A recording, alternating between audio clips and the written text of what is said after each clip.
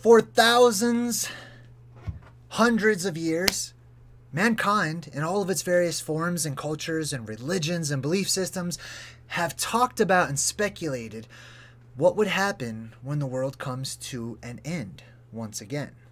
You see, under the old ways, people understood that the world did end. Okay, that there's a cycle to this cataclysm that happens to our world every once in a while. They knew that something happened, so they documented it. They recorded the stars, they tracked the sun and the moon, and they set all of their most important holidays around these particular events that happened that were catastrophic on a global or worldwide scale. So, today we're going to be talking about that. We are talking about the plasma apocalypse, so if you are unfamiliar with the concept or the theory or idea of the plasma apocalypse and the various things that are involved, please go check out my playlist. I have a whole plasma apocalypse playlist dedicated to various subjects, or you can check out my book as well, which is basically a Cliff Notes guide to the subject.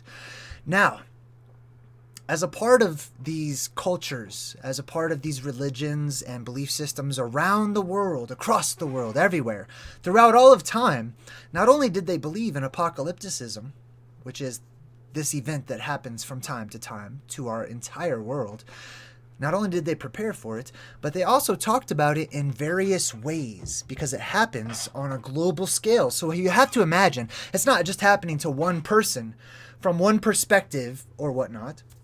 This is happening to everybody from different backgrounds. They all have different imaginative qualities. They all come from different places. So the things they witness in their different geographies are all going to be explained over time differently and sound a little bit different. Someone who explains their version of the end of the world, some survivor in South Africa, is going to have a different story than the Inuit tribes up in Alaska or Canada. Right? They're going to tell the story of the end or the apocalypse, because it's not really the end. It's just an unveiling, right? It's a lifting of the cover. Literally is what apocalypse means. So, how did they describe it? Ooh, so many different ways, but the one we're going to focus on today is how they said that the sun itself, the sun up in the sky, would burn the earth. It would scorch the earth. The sun would start acting out of character. It would start getting brighter and stronger and hotter. And this was described in various ways. Now keep in mind, we're only going to be talking about the sun and the stars. These ancient cultures talked about how the stars were off. They started doing strange things whenever the world came to its reset point, I'll call it. And so we're going to talk about those stars. In particular, we're going to talk about the blue star Kachina. Okay, what is a Kachina? You may have seen them. This is an example right here. I made this little thumbnail for us. So the Kachina dolls, as most people are familiar with, are those Native American little knickknacks and souvenirs you can pick up in Arizona, New Mexico, anywhere around the Four Corners and various other places too. And they pay homage to the gods, essentially, of various Native American tribes. Okay, today specifically we're talking about the Hopi tribe, the Native American Hopi tribe, and their prophecy that before the end came, now, I want to give respect to all of the tribes, okay? I love all of the tribal stories, the Native American stories, all of them, across the world, but specifically when it comes to Native Americans, there's so many different tribes that I can't address them all. However, I can tell you that it is a current theme that runs throughout all of these tribal stories from our Native Americans here in America. Excuse me. So, I want you to take a good look at this picture right here, especially with the jelly and the feathers all around it, because we're going to talk about what they said about a star. Now, keep in mind, modern academics also teaches, modern science, if you will, also teaches that our world will eventually and inevitably be destroyed by what we call our sun. The sun will destroy the earth. That's modern academics that teaches that. So, they do teach that this is, probably not going to happen for billions of years and blah, blah, blah, way down the road. However, the reality is they don't know. There's no clock that they have. They haven't sent a spaceship out to land on the sun and time it. When is it going to blow up? When is it going to expand? You see, modern academics teaches that the sun will eventually expand into what they call a red giant, and that will take up the inner orbit of like the first 3 planets. And this is in modern academics teaching. I have a different cosmology. However, the concept works regardless of what your cosmology is. So, what's going on with the sun? Well, we're going to talk about the blue star Kachina and how it's related to the sun itself, and why the sun is acting so out of character and setting things on fire all throughout these religions and belief systems. And should we take that seriously, is my question for you. I know I will. But I'd like to show you why I will. I also want to say hello to everybody in the chat. What's up? I'm totally going to jump into the chat a little bit later on. Since I haven't been on YouTube for a bit, I've gone through some personal struggles. I'll catch you guys up with that towards the end of the video. That way, anyone that watches in the future can get right to the meat of it. Or right to the sauce, however you want to say it. There's 100 people watching right now. Welcome to all of you. So, let's get right into it. I'm going to do a little screen sharing. Okay, actually, first, what I want to do is I want to share some pictures, just in case I forget, okay? So we're going to go through some of these pictures. Now, the first thing that comes to my mind when I think about, and this is research, okay? You could Google it, do your own research about the sun and apocalypticism and what happens towards the end times with the sun. However, I think about movies. As many of you know on my channel, I break down movies esoterically, and I explain what they're talking about with their symbolism in the movies themselves. And I am going to bring that subject back. We're going to start doing truth in movies again, as well as a lot more content coming your way. So I'm pretty excited about that. I don't know why I'm in black and white right now. It's probably because I couldn't get the lighting right. So I just said, forget it, I'm doing black and white. So, anyhow, I think about movies, right? And when I think about the sun destroying a planet or whatever, you know, there's a lot of stuff that comes to mind. But the first one is the Chronicles of Riddick. If you've ever seen the Chronicles of Riddick, they take Riddick, who's this huge, you know, this buff dude or whatever. He's got glowing eyes and stuff. He's got these sweet glasses he puts on because he's got photosensitive eyes, okay? He's sensitive to light. So essentially he goes to this planet called Crematoria. Now when I watch this, and I should probably break the movie down, but when I watch this, to me, when I see them going to these various other planets and stuff, sometimes it's actually representative of our world, but it just seems so alien compared to the status quo. It seems so alien compared to the world as we are used to it. See, that's why it's not an end of the world. It's the end of the world as you know it. It's the end of the world as you are used to it being. It's not the world blinks out of existence or blows up or something. It's just that an apocalyptic event happens and wipes out most life. And if you are a survivor, you tell that story in your own way, right?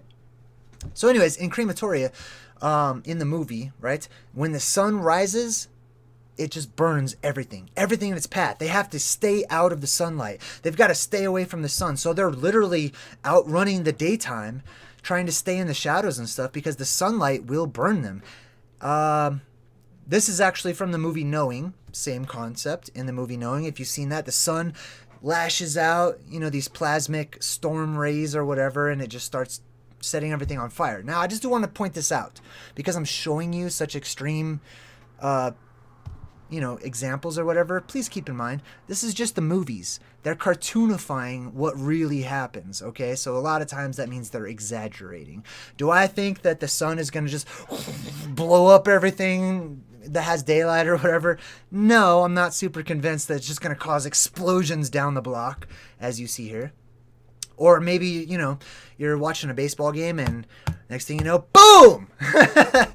No, I don't think it's going to be that epic. Might be, I don't know, but that's not what I'm feeling actually. So what happens, right? In Crematoria, they have to outrun the sun. There's actually a movie, I think it's on Netflix maybe. I forgot what it's called, but these passengers on an airplane get word that the world is ending and anyone that's in the sunlight or the daytime is going to die, basically, right? Most of those people are dying. So they keep on heading west to try to like outrun the sun that's catching up to them. They have to constantly stay in the nighttime. And this, I've seen this theme in a few different movies, right? This is Bart Simpson. We're actually going to get back to this picture here in a bit because I want to go over some things first. So let's stop showing let's stop sharing those pictures here. And we'll go over to flip, skeetily-doop, boop. Is it this? No, it's this one. So the blue star Kachina. All right, this is what we want to focus on first. This is from the Hopi tribe. Let me go ahead and read it here from... Actually, let me scooch this over a bit. Let's see if we can scooch it. Yes, we can. All right. Blue star Kachina. All right. In Frank Waters' writings on Hopi mythology, the blue star Kachina, or Sakwasoho, is a Kachina or a spirit that will signify the coming of the beginning of the new world by appearing in the form of a blue star. Okay, let's stop. Time out. Let's stop. Let's examine this. Let's devour this. Let's have a meal together. So, the Hopi, at the very least, are saying that there is a sign signifying the birth of a new age, a new world, essentially, right? According to what we've just read. Now, using comparative mythology or comparative religion, however you want to call it, can we think of anything else that might have a star that signifies the birth of some sort of a new era? How about the Star of David, right? Where all the wise men followed the star, right? Wherever it was going, they followed it. That comes to my mind. Let's keep on reading, though. So the blue star Kachina is said to be the 9th and final sign before the day of purification. You see that?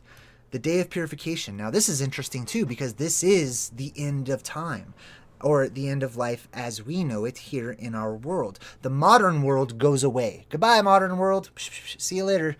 It's out. It's gone. Okay? That is the end of the modern world. That's how I should say it. The end of the modern world. If I don't know I have the glasses on, let's just take those off. I'm inside. Anyway, it's the end of the modern world. And it's interesting to me that they call it the day of purification, because it's essentially the exact same thing across all the other religions. The day of judgment, the day of purification, the day of mourning, you know. So let's go on. The day of purification, described as an apocalypse or a world engulfing. That's an interesting word, given that we're talking about setting things on fire through the sun. A world engulfing cataclysm that will lead to the destruction of the planet Earth. I would like to put an asterisk on that for Wikipedia, okay? I do not believe that the native people believe that the whole entire Earth itself... I just bit my tongue. The whole Earth is going to just be destroyed, okay? I don't think so. I think that's a misinterpretation. I believe that they think that the Earth will survive. However, many people will not, okay? Actually, the Hopi specifically do believe that their people will survive, okay? That they will be survivors because of their ways that they've adhered to throughout time. All right, so... let's go ahead and skip on that. That's the blue star Kachina. So what you're going to see before the end actually does come is these various signs. And the signs have been given to us throughout all cultures, all religions. It's not just the Bible. It's not just the Quran. It's not just the Bhagavad Gita. It's not just, all these different books that say, here's the signs. Those are some signs. There's many signs. There's signs happening right now all around us across the world.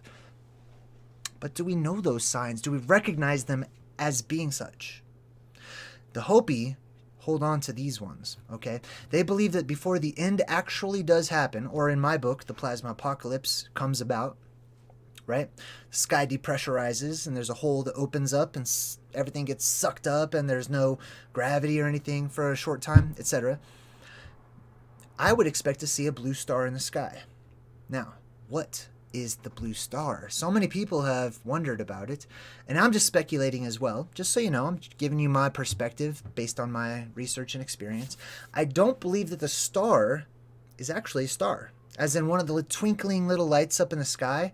I don't think so. There are many that are blue right now. If you look up there, they're red, they're blue, they're white. I don't think it's a regular star. A lot of people think it's a comet. I'm not super convinced that it's a comet either. That's just my own personal thing. Now, let's read a bit more about the Hopi. The Hopi also have prophesied that Turtle Island, that is, by the way, our world. Now, why do they call it Turtle Island? Isn't that weird? Could it be because of the shape? Like there's a dome or a shell, and then it's flat on the bottom, and maybe that's kind of like it, and it's got these pillars underneath. I don't know. I'm just speculating. But hey, they call our world Turtle Island. And then they say Turtle Island could turn over 2 or 3 times. And the oceans could join hands and meet the sky. Now let's break that down through plasma apocalypse eyes or vision. The world could turn over. Now, is it literally going to turn over like, oh, the whole world just turned upside down? I don't know. Depends on your perspective. I would like to believe this refers to a polar shift where our energy is flipping around and turning over, right? Back and forth, okay? That's how I see this. But then it says the oceans could join hands and meet the sky. What does that mean? That means the ocean will go up into the sky. It'll get sucked up into the sky. I mean, I'm interpreting through my own lens, okay? But that's what I'm seeing right there. The oceans will go up to meet the sky. Interesting. So we've got this polar shift that's happening. The oceans floating up to the sky.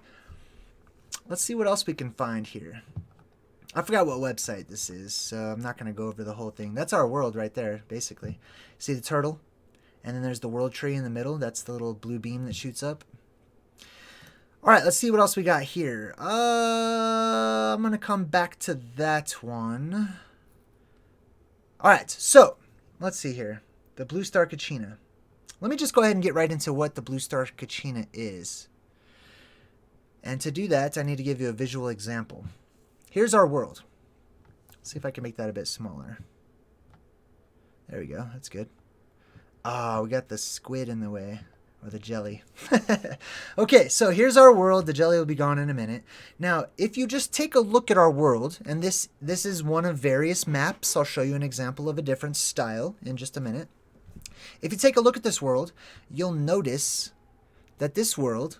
I'm stalling because the squid is in the way. The jelly... I'm sorry, the jelly's in the way. Jelly, go away! I could probably turn the jelly off. Let me turn the jelly off. Jelly... Pa-pow. Yes. All right, sweet. So here's our world, right? Now, this jumped out to me. I see that there's certain parts of the land here. How do I... There we go. You see that? There's certain parts that seem to go in a circle, and they almost look like the land on Earth is burned in certain areas. And I realized that on this kind of a map, you can see that it goes around and follows the path of the sun. Do you see right here? How the land perfectly is desert all the way around in this little semicircle. I mean, that's the easiest part to see, this right here, right? So let me show what I'm talking about. I'm going to go ahead and fill in the path of our sun. So let me show you our sun, okay? The sun basically goes in a circle like this in the summertime on the northern hemisphere, like this in this southern hemisphere during their summertime, right? And it just goes in circles outward and inward, just like that, okay? Now, let's plot that out. Actually, before we plot that out, let me explain something. And I'm going to get a little bit more advanced for just a moment here, okay? Regardless of your cosmology, okay, I'm asking that you see things and step outside of the box for a moment. See things from this cosmology, from mine. Just for a moment. You can apply it to your own, but it'll make more sense if you just take a leap of faith for just a bit. So basically what happens is the sun spirals around our world. And that's why when it makes a big spiral, it gives us one season, and a tight spiral gives us another season. That has to do with the plasma that exists above our world that feeds light into our world and gives us a focal point of what we call the sun or sunlight or daytime. Okay? Now, above us, that plasma that's shooting down over our world is pulsating. Okay? It goes wide, whoosh, it's got its maximum, and then it tightens up. And when it tightens up, it spins, right? It's always spinning. Everything spins. It's always spinning in like a circle or a vortex, okay? So basically, whenever we have one plasma apocalypse, that's when the plasma above goes way too far out, okay? It goes into flux. It goes so far out, and then it goes everywhere. We hit our neutral point. Okay, and because the plasma goes so far out, that means that the light that's refracted through the sky and coming down into our world cannot make a focal point. It hits the ground where the focal point should be. So That means there is no sun. The sun disappears. That's around winter time, around Christmas and New Year's, basically. And we have a lot of traditions that are built around that time so that people will light candles and make sure and ensure that they have light during the time of darkness. However, there is another plasma apocalypse that happens that is the inverse. One brings water and a flooding, as you can see.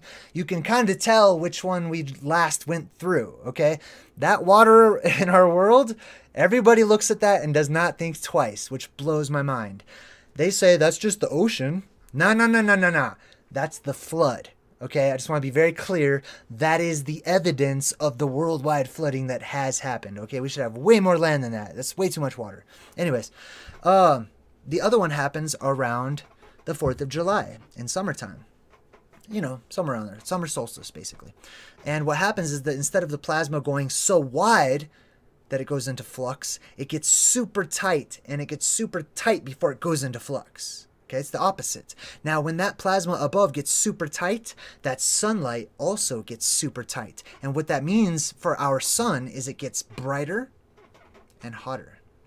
Way hotter. Starts setting things on fire. Now, I show you this picture because, as you can see, if we trace the path of the sun as it transcends that boundary where it's supposed to stop during the northern hemisphere summertime and it continues to spiral in towards the North Pole, let's see what that looks like. Boom. Now this is just a rough drawing, okay?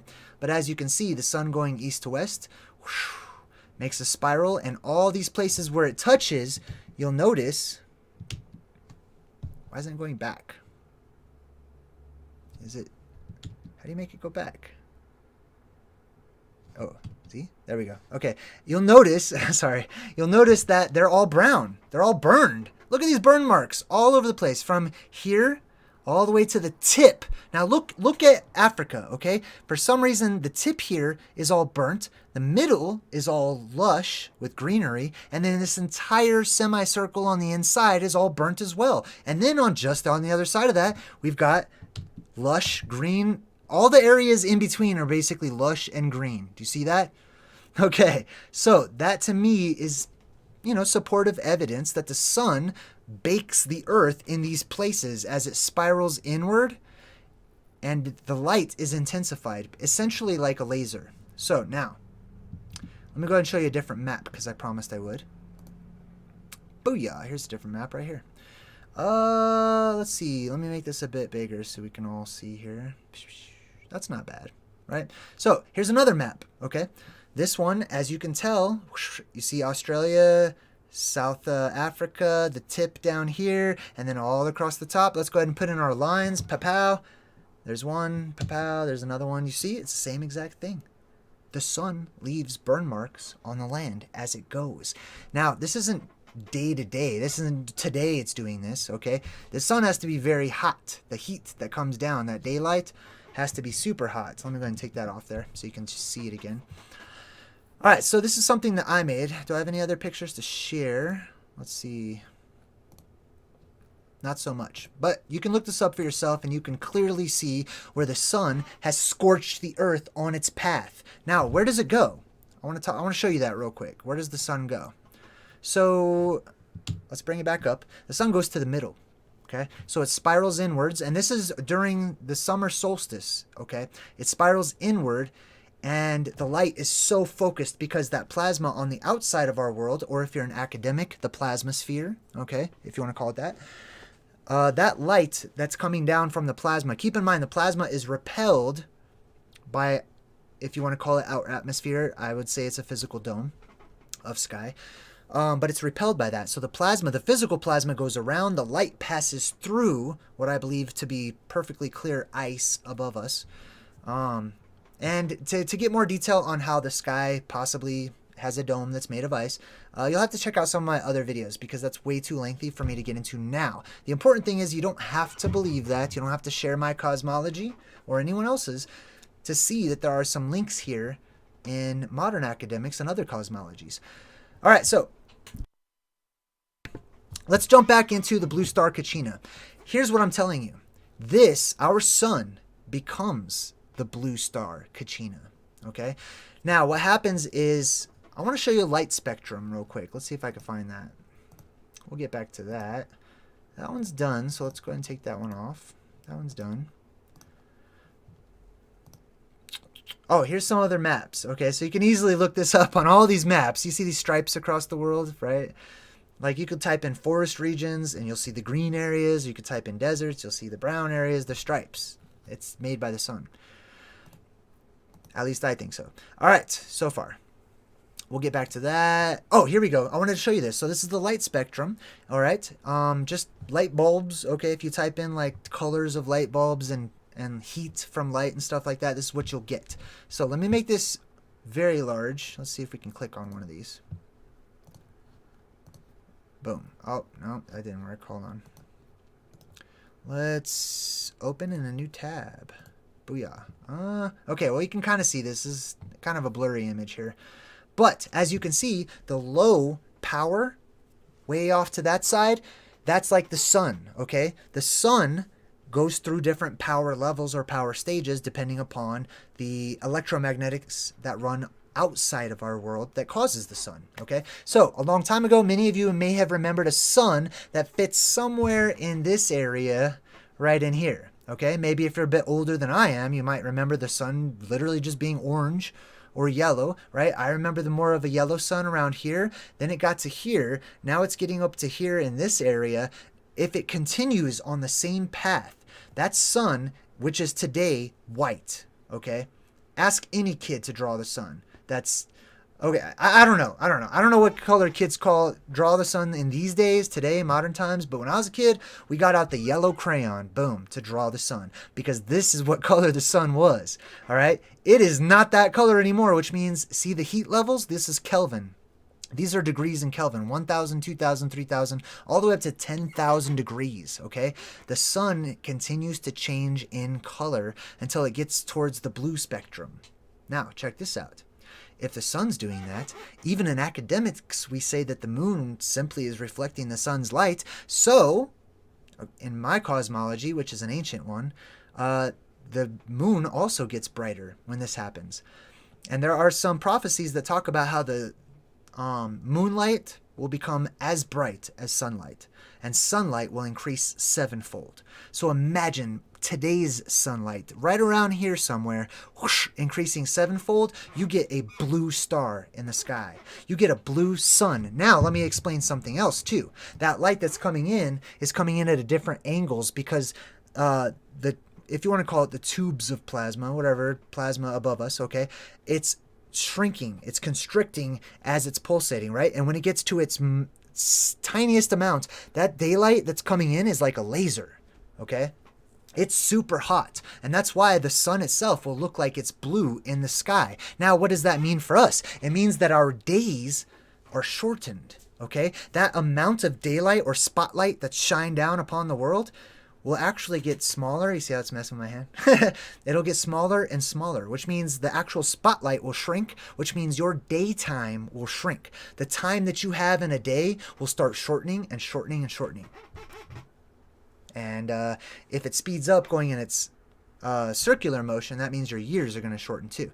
But I'll bring this up a little bit later because it's actually pretty relevant to certain prophecies. I just wanted to show you that the sun does change color, okay? Even in modern academics, it is said that the sun changes color, etc., right? Now, I'm telling you the sun is going to get bluer, okay? It's white right now. Go look at the moon. The moon is super bright, okay? It's not supposed to be that bright. I can barely focus on the craters in the moon or the dark spots, whatever you want to call them. I can barely focus on those. I have great vision. I have like 20/40 vision or something, right? I used to be able to look up, see all the little craters everywhere, focus on the moon, and I could really see a lot of detail. These days, I cannot. These days, I look up in the moon and it's blurry. My eyes are trying to focus like I was holding up a P900 camera to it or something, right? That's how bright it is. And the moon is getting brighter and brighter so much that shadows are being cast at nighttime all over the place. You can see perfectly clear during a full moon. Actually, sometimes it's too bright during a full moon. So, those are some of my experiences. I'm sharing them with you. I did want to show you that if the sunlight turns blue, the moon also should turn blue. Okay? So when they talk about these things happening once in a blue moon, that doesn't mean once a year or a couple times a year or whatever. That means once in a very long time. A long shot when the moon actually turns blue. Okay, so if you've made it this far, let's take a quick time out. I want to take a quick break. I got to jump in the chat. It's been 30 minutes. First and foremost, I just want to thank everybody who showed up today. I was supposed to have my video yesterday. I said that I had technical difficulties. However, the honest answer is I smacked my head into my back door on accident, like my screen door or whatever. I was going way too fast, and it didn't open all the way, so I totally conked my head. And it started bleeding. So, like, if you want to see that little mark right there? That's a little gash in my forehead because I hit my door. So, yeah, it's bleeding everywhere. I had to take care of myself and stuff. And I was like, you know what? We're going to push this video to tomorrow so that I can take care of that. So I want to say thanks for your patience. Also, I just want to give you a heads up. I have been going through court. I want to thank everyone who has supported me and helped me out to pay lawyer fees and stuff. I got my son back. I don't have full custody the way I used to, but we're working on that. And I'm pretty stoked. So I literally got to see him today and spend a few hours with him. And if you're not caught up on things, it's essentially because I read him my book and I let him see my YouTube channel. And the judge did not agree with that. He did not believe that was appropriate for a 6-year-old, so they took my kid away.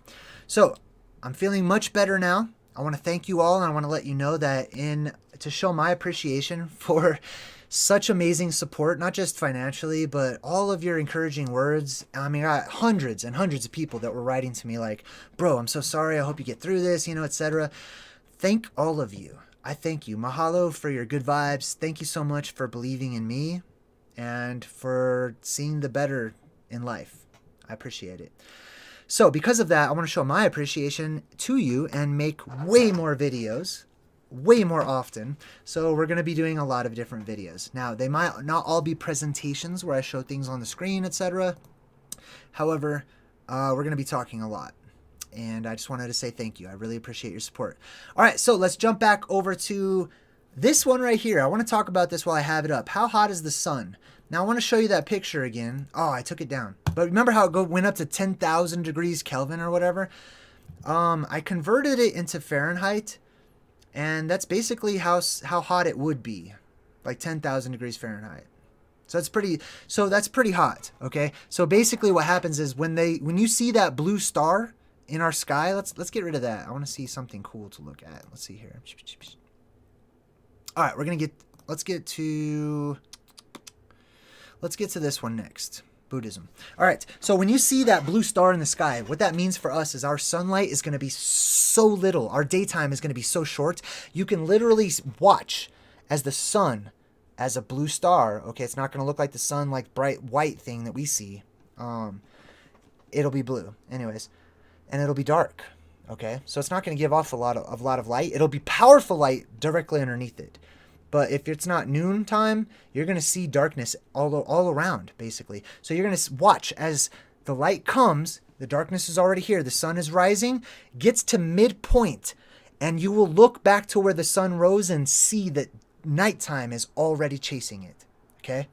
So the sun will be midpoint, noon, or whatever, and nighttime will be following right behind it. The days will literally shorten.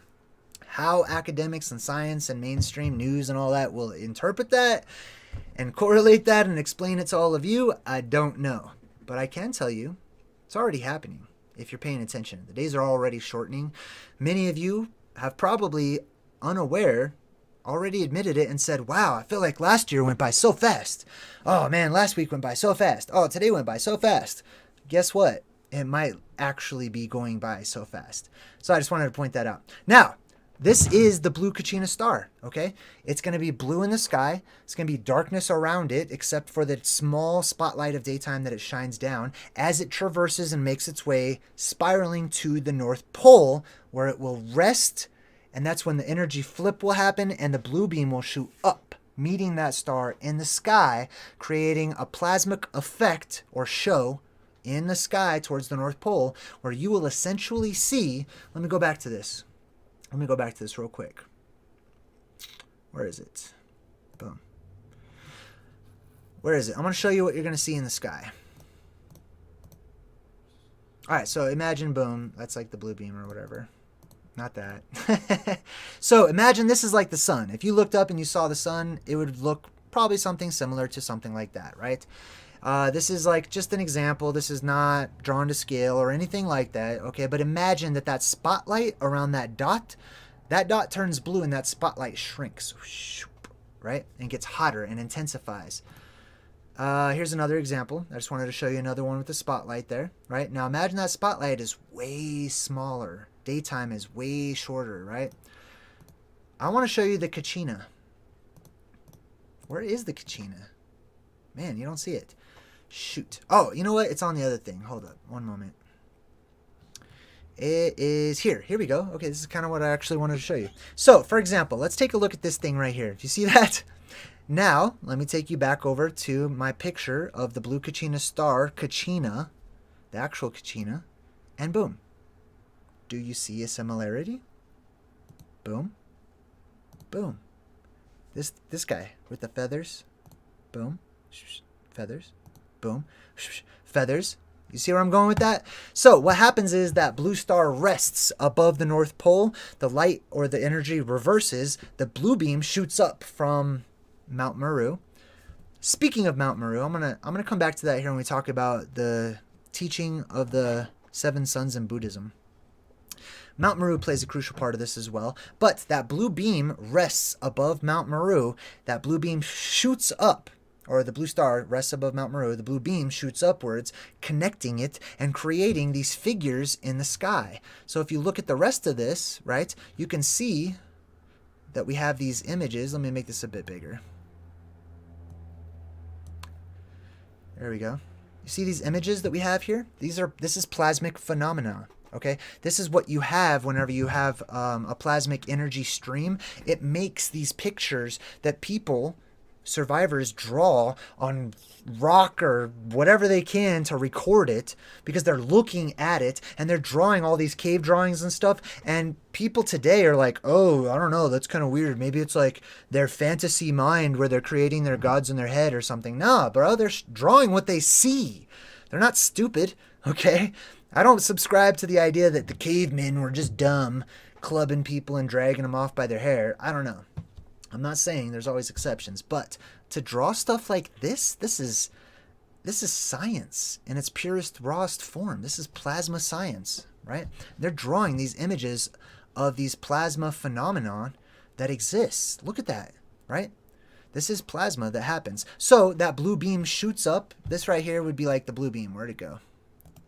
Oh, there it is. So the blue beam, see on this picture right here, like the main body of the person, okay?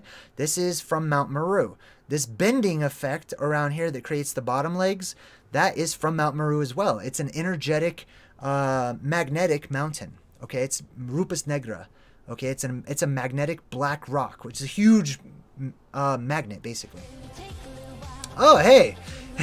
That kind of scared me. All right, I forgot that I had the notifications on. Henry Langland donated and through the super chat and says, "I'm happy for you and your son." Hey, thanks, Henry. I appreciate you. See how that guy's getting sucked up in the sky and he's taking the vampire with him and he's all stoked? I love that one. Thanks, Henry. I appreciate you. So the plasma shoots up. It bends around Mount Meru, creating the legs, right? It's got these sort of energy vortexes off to the side that is normal and typical of plasma that is going through a conduit between 2 points. And then at the top, this is the magnetic anomaly that exists towards the dome at the top. And that blue beam just shoots up. Anyways, we get lots of imagery that looks like this. So I just wanted to share that. I'm going to go ahead and take it off the screen now.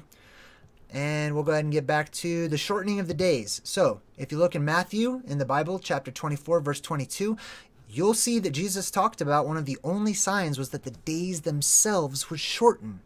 And you wouldn't believe it. I've been to Bible college. I've been all throughout the religious communities in Catholicism, or not Catholicism, in Christianity and stuff, Protestantism, whatnot. And everyone's like, what do you think that means? Bro, what do you think it means when he says shortening the days? Like, that means literally the days will be shorter. They will be shorter, okay? It won't be 24 hours in a day or anything. And if you think you can trust in your little clock on your cell phone or whatever, think again, because they update that. They change it all the time. They're constantly, I say they, I mean them. You know who I'm talking about. They're constantly changing the time. right? Oh, hey guys, we just lost like 5 minutes. No worry, we're going to do a daylight savings anytime now. We're going to do daylight savings or whatever, right? They're constantly changing the time. But Jesus himself said that the elect, that means the chosen, that means the wise, that means those who have the eyes to see and the ears to hear, will recognize something's off course. Something's out of whack, man. It's the daytime, it's shorter. Oh, that's a sign. So, we're going to take care of that. Let's see. So, let's talk about the ocean. Actually, no, let's talk about Buddhism. Let's do this. I feel like we're probably going to be on here for another 20 or 30 minutes. Let's take a quick break. I'm going to allow everyone to go to the bathroom, grab a drink or whatnot.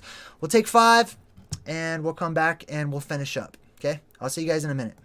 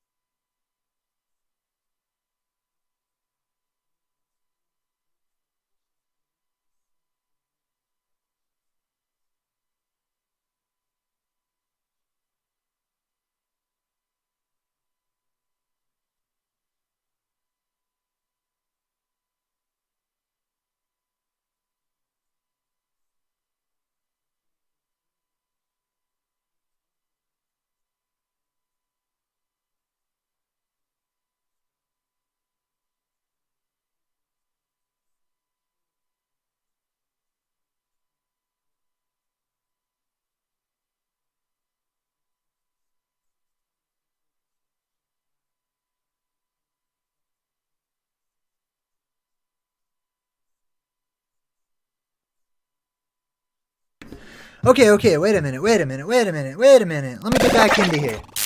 Alright, I don't like technical difficulties. So, okay, thank you. Thank you. Okay, so we're actually still going to take our break, but I want to ask everybody, could you hear the audio whenever I put it onto the intermission? Because I tuned in on my phone and I do not... Okay, wait a minute. Yeah, obviously. Stop. Oh my god, that was me. Okay. Obviously I can't hear the audio. So I'm going to have to work on that. I'm not sure what's going on here with the audio. That being the case, I think our break's over. I think break time's over basically, because I don't like to leave and people don't have stuff to listen to, because it is YouTube, you know. All right, so let's jump back in. I want to talk to you about the Sermon of the Seven Sons. That's what we're going to take a look at today. Let's see if I can make this so everyone can read it. Oh, man. Let's see what we could do here. Make it a bit smaller. Booyah. The Sermon of the Seven Sons. Not bad. I know it's kind of hard to read. I got a lot of stuff on the screen here.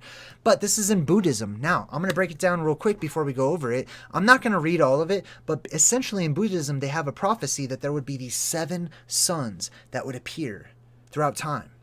And each one would mark a certain event that happens, and they all lead up to the apocalypse. You guessed it.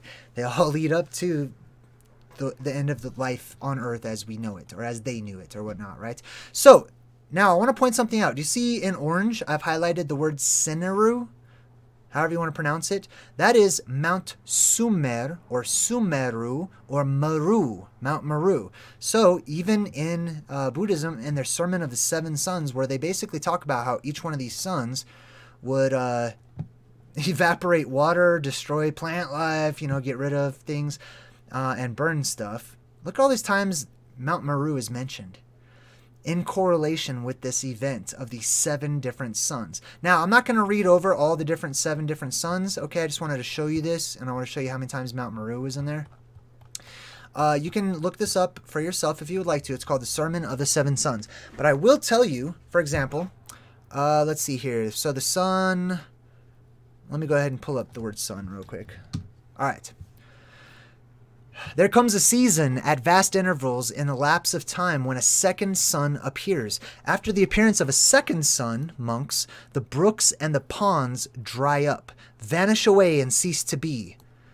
When the third sun appears, thereupon the great rivers, the Ganges, the Yamna, the Rapti, the Gogra, the Mahi, dry up and they vanish away and they cease to be. Another sun appears, a fourth one, and thereupon the great lakes and rivers, whence those rivers had their rise, and then it names the rivers, I'm not going to read them all right now, they vanish away and they cease to be. When a fifth sun appears, the waters in the great ocean go down for 100 leagues, then for 200, then 300, even to 700 leagues, until the water stands only 7 fan palms deep.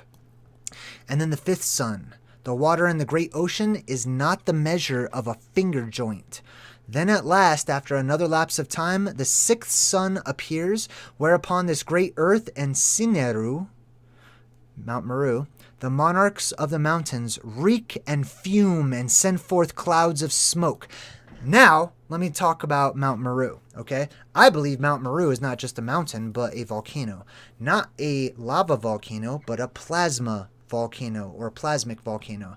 I believe that it is the area for plasmic discharge in our world. So anyways, it says, it's talking about Mount Meru, and it says it will reek and fume and send forth clouds of smoke. Interesting, right? I think so. Even as a potter's baking, when the first blah, blah, blah. It's just talking about Mount Meru having smoke come up out of it. And that's the sixth sun. After the last interval, the seventh sun appears. And then, monks, this great earth and Mount Meru, or Sineru, the monarch of the mountains, that's the king of the mountains, by the way. You notice how they don't say, like, you know, all the other popular mountain ranges, like in our modern world today. Like, they're saying Mount Meru is the monarch of the mountains. But the problem with modern academics is they don't acknowledge the existence of a mountain called Meru, or at least the fabled Mount Meru, right? Let's see. Flare and blaze become one mass of flame, and now from earth the mountains burning and consuming, blah, blah, blah, blah, blah. Basically, they're talking about these 7 suns that appear. So, remember when I showed you those different lights and how the sun or the light source changes color at different intervals? I think possibly that could be the different suns as it changes in intensity and its color and stuff like that. Possibly, and its heat and everything, right? We already have, and a lot of people will say, well, we have lakes and we have rivers and we have this and that. Yeah, but we don't have as many as we used to. They've all dried up, most of them, right? We still have some major ones, some big ones, whatever. However, I'm not seeing that they're sticking around. Okay, I'm seeing that the water is drying up. Okay, I know we have flooding and stuff, and I'm not discounting that in various places. However, we have to look at both sides of that coin. While we do have the weather getting colder. Now, remember this. Remember whenever I showed you? Let me get back to this picture real quick. Let's see. Remember, I got to wrap things up here too, so boom. All right, now let's go back to this picture. Now, remember whenever I gave this example? I love that part. That's from Terminator. Anyways, it's all the same concept. This is also Crematoria, okay? This is, you might have seen this when people are like, yeah, that's Arizona or whatever. But yeah, that's a really good example. All right, so remember when I showed you the daylight, right? And that daytime, that spotlight gets smaller and smaller and smaller and gets focused like a laser and becomes hotter and hotter, right? So that's kind of what we're talking about whenever we, let's go back to this. Let's see here. Man, I forgot where I was going with that. Well, anyways, so that's the Sermon of the Seven Sons. I'm sorry, I forgot where I was going with that. I had a total brain fart. Let's get to the oceans boiling. As you notice, this right here goes over the oceans too. So imagine that it's that spotlight that's burning up the land. What's it going to do to the water? Well, if you Google what temperature does water boil, which I have already, it's 100 degrees Celsius, aka only 212 degrees Fahrenheit. Right? That's only about twice as hot as it gets now. Just twice hotter. And the oceans start to boil. That water starts to evaporate and go up into the sky. That's before zero gravity. It's already, the oceans are already meeting the sky, going up in evaporation. All right? And I know it's not in the Bible, right? The Bible doesn't say the oceans will boil, so a lot of people kind of discount that one, you know. But it is in Islam. I'll show you. It's also in a couple of other things, but Islam is one of the main things that it quotes in the Quran. It says these are different translations. Okay, so this is not different verses. These are all the same verse. One verse says, when the oceans boil over. The other one says, when the seas rise, rising, evaporating, whatever you want to call it, floating.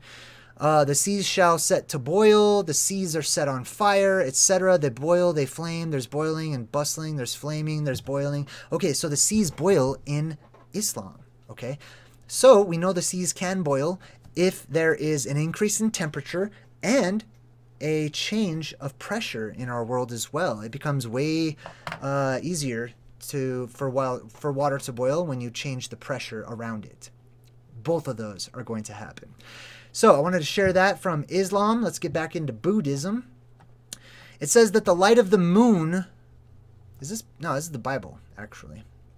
Oh, that was from the Quran 81:6, if you want to look that up, by the way. It's right here, 81:6.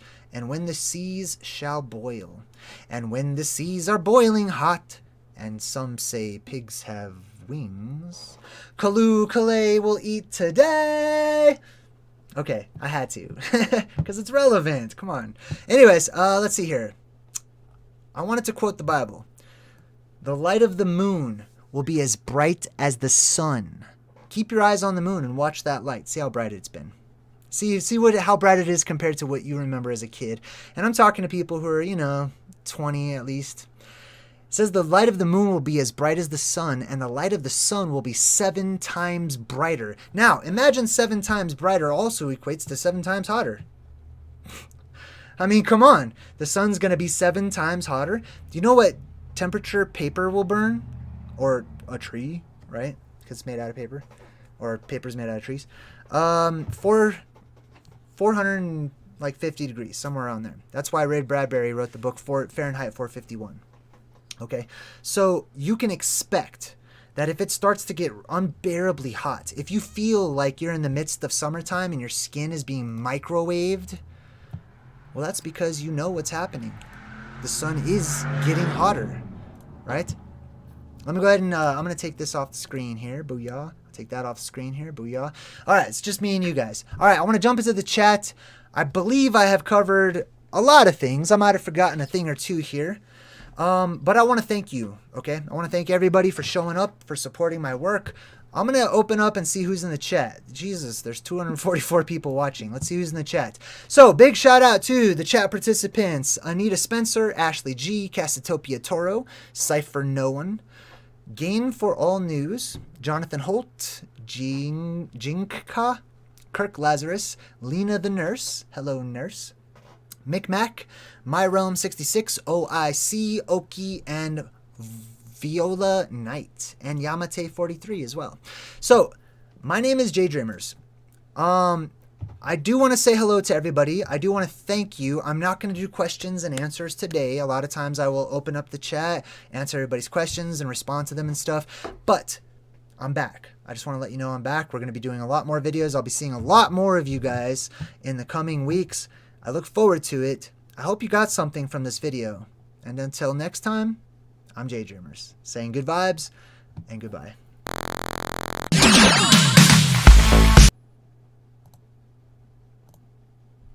I try so hard to fade away.